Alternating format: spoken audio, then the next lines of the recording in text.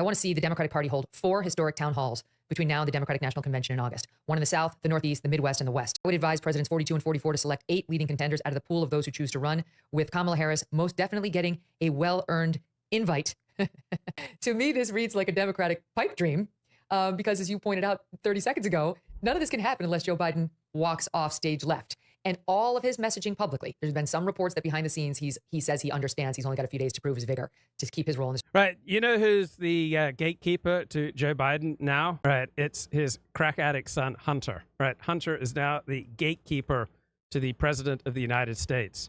Right. There's deepening fissions between Joe Biden's staff and Joe Biden's family. Race, but every message publicly has been, I'm not going anywhere. So what do you make of this plan that Carville outlines that, he correctly intimates Clyburn expressed an open mind to at least a few days ago?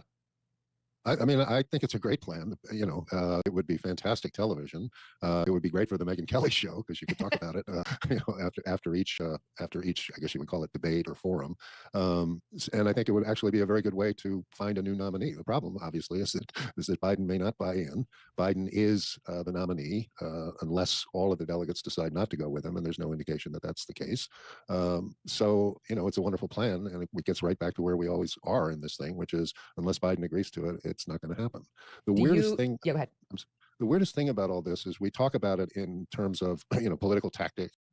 I've said controversial things all my life, and when wise people want me to shut up, they quickly figure out what are my most vulnerable points, what are my most valuable connections.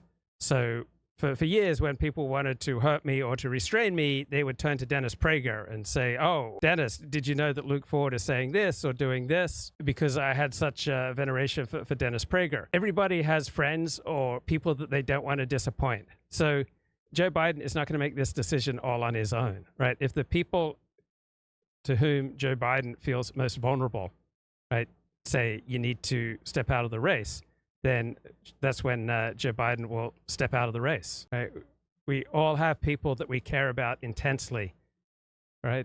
That's where we get our meaning in life, and that's where we get our weakness. Some political strategy. But what we saw in the debate 10 days ago or 12 days ago was a man incapable of, stringing a sentence together.